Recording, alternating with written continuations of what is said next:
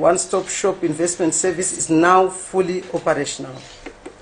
A fully fledged ZIDA, which will complete the processing of investment approvals within a day, is already set to be fully operational by the end of the second quarter of 2019. This is bound to significantly improve the investment climate in the country and thereby stimulate economic development in line with the goals of the Vision 2030. On restructuring of the National Competitiveness Commission, Cabinet reconsidered its decision of April 2018, which was to convert the National Competitiveness Commission into a department under the Ministry of Industry and Commerce. Following a submission by the Minister of Industry and Commerce, and in light of the prevailing international best practice, Cabinet approved the recommendation by the Minister that the Competitiveness Commission should continue to operate as an autonomous entity that is premised on private sector involvement.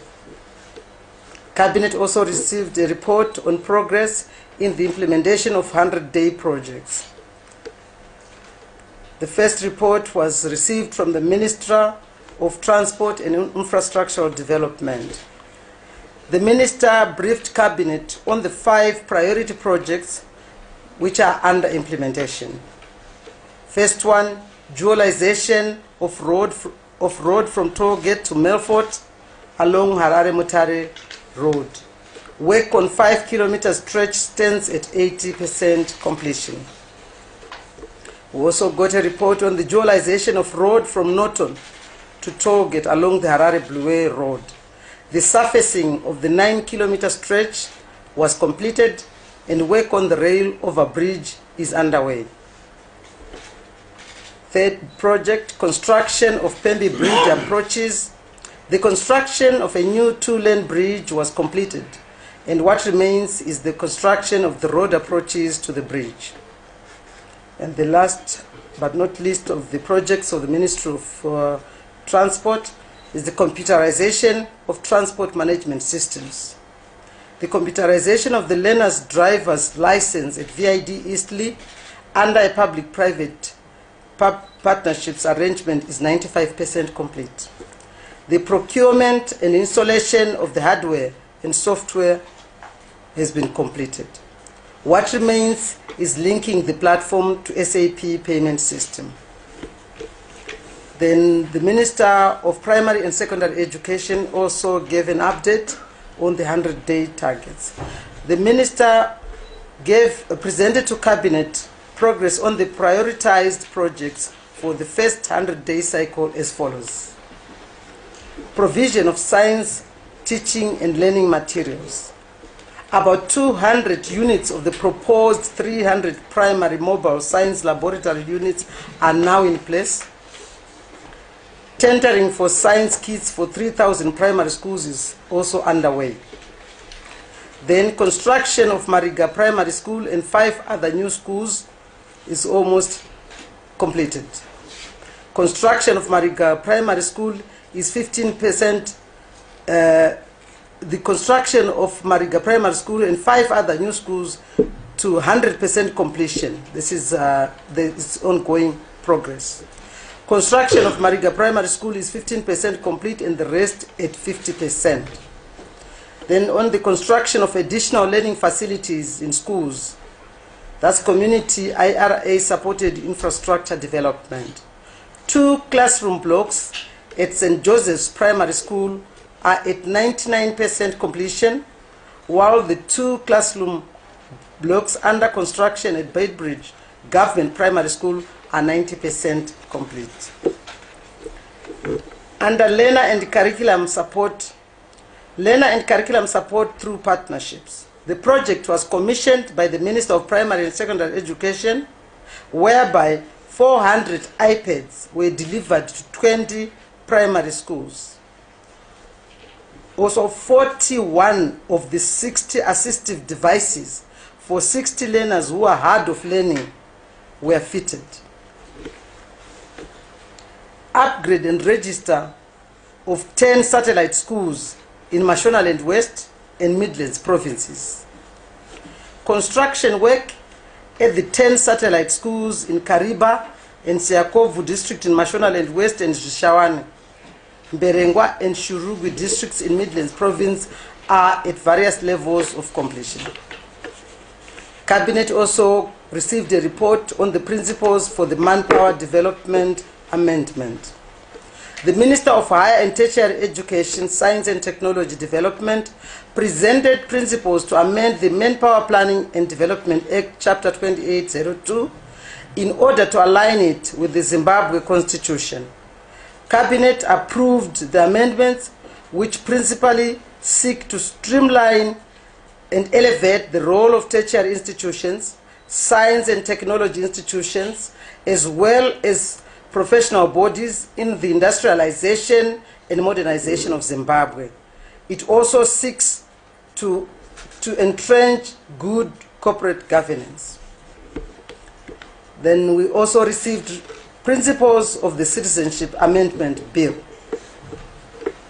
Following presentation by the Minister of Home Affairs and Cultural Heritage, Cabinet approved the principles for the amendment of the Zimbabwe Citizenship Bill as part of the ongoing process of aligning the country's laws to the provisions of our Constitution. Key provisions of the amendment include the following. 1. Renaming of the Citizenship of Zimbabwe Act as the Zimbabwe Citizenship Act. 2. Permitting of dual citizenship by birth. I take that again. 2. Permitting of dual citizenship for citizens by birth. Then 3. Establishment of a Zimbabwe Citizenship and Immigration Board to inter alia oversee the granting and revocation of citizenship by descent and registration. 4. Prohibition of dual citizenship for citizens by descent and registration. 5. The requirement for applicants for citizenship by registration to have resided in Zimbabwe for 10 years, contrary to the current requirement of 5 years in terms of the current Citizenship Act of Zimbabwe Act. Then Cabinet also received a report on the bread supply situation. The Minister of Industry and Commerce briefed Cabinet on the persistent shortage of bread on the market, together with the accompanying pressure for price increases. He then highlighted that in the context of the Buy Zimbabwe campaign, it had been proved by one entrepreneur that local wheat can produce bread at a cheaper price without the need for importation of ingredients. In the light of this information, Cabinet will consider various options to ensure that consumers throughout the country obtain bread at affordable and viable prices. Cabinet also received an update on the Battlefield's minefield disaster. The Ministers of Local Government, Public Works and National Housing, and also Minister of Mines and Mining Development, briefed Cabinet on the ongoing recovery work at the Cricket Mine, where 4 miners are still trapped. Cabinet noted with concern that the dewatering of the shaft, which should clear access to level 5, where the miners are believed to have been working, has not progressed fast enough owing to some technical problems relating to the state of the mine shaft. Cabinet shares the extreme grief of the affected families and will do everything possible to conclude the search process. I want to thank you for listening to me. Thank you very much, Chief Secretary. Thank you, Honorable Minister. Now we'll come in the organization.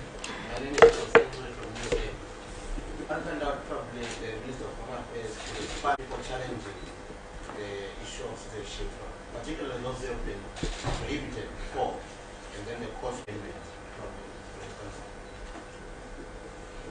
I hope you got the question. Yes, please. Good afternoon. My name is Belinda Chawara from Simply Press Television Network.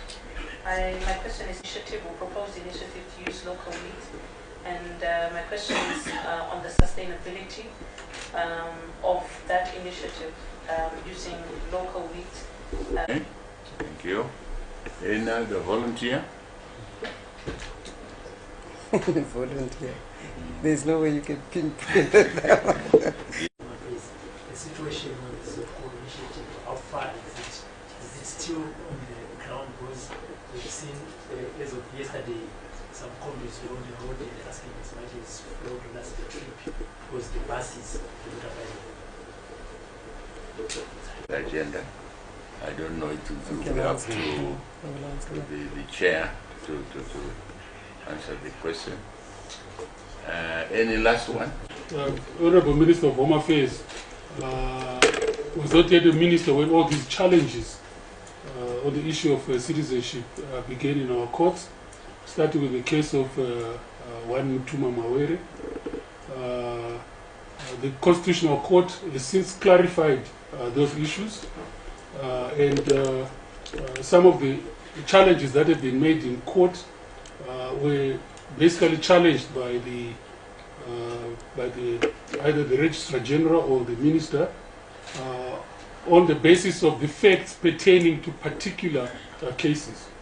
What the new or the aligned Act will be seeking to achieve is simply to incorporate what is already in the Constitution into the Act and put it beyond any doubt what the law is, because if one reads the current Act and one reads the Constitution, one can see very clearly that there is lack of consistency in some of the important provisions. For instance, the current the current Act prohibits dual citizenship by any citizen, whereas the Constitution itself permits dual citizenship for those who are citizens by birth.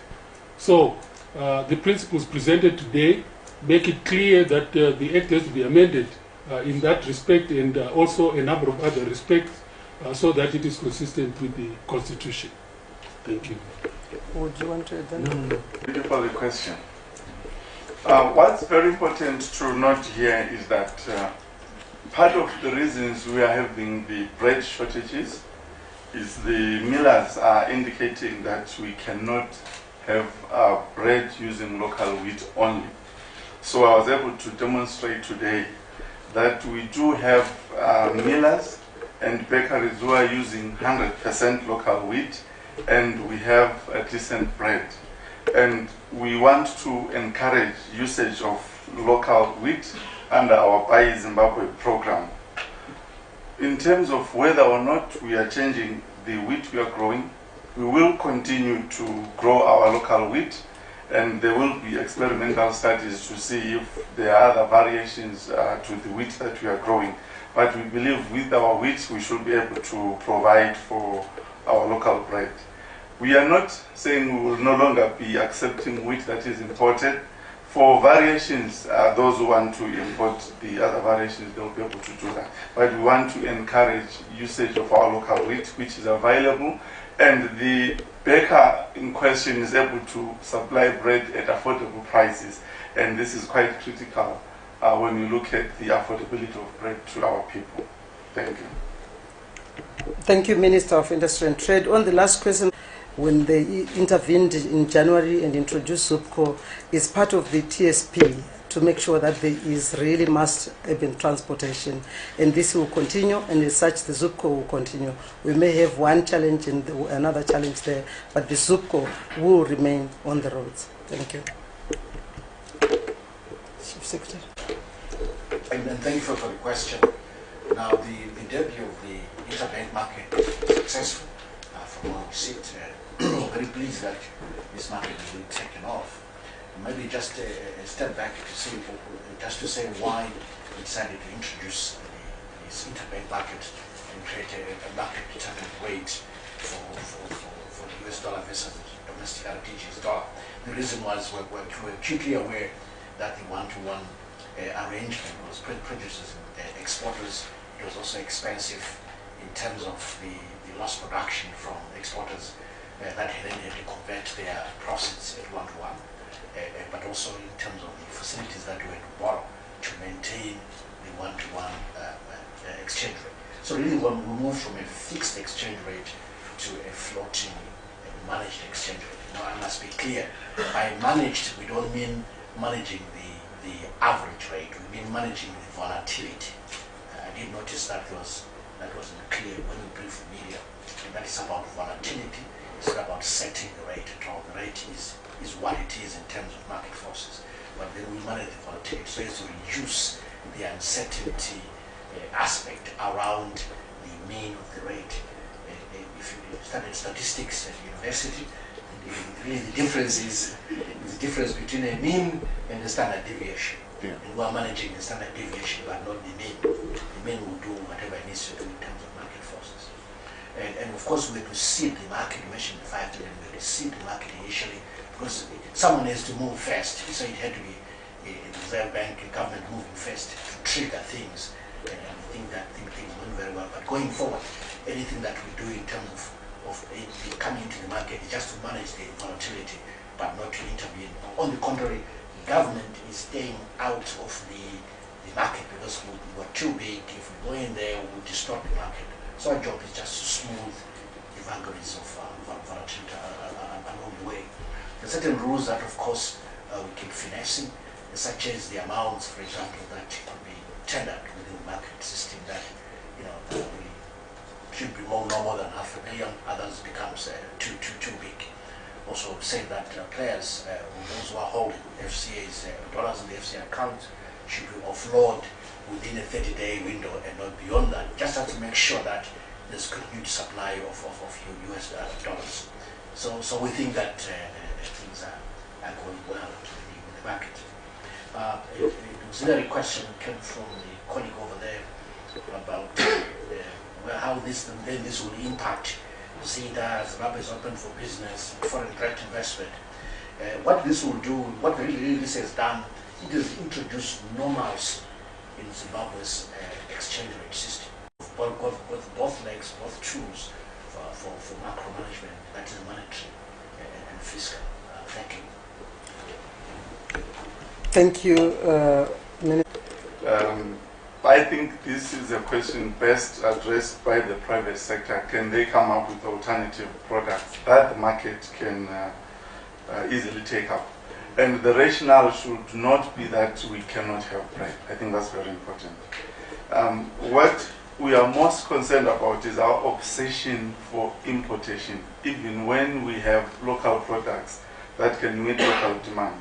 So we consider this move as another alternative in the market, where bakers can consider using local wheat to supply the domestic market, and for premium, if you may want to call it premium products, they can then import. What is critical is that in this journey, we want to use as much of our resources as we can, use less of imports as we can, so that we are able to address as well our trade deficits. Thank you. Thank you very much, Minister.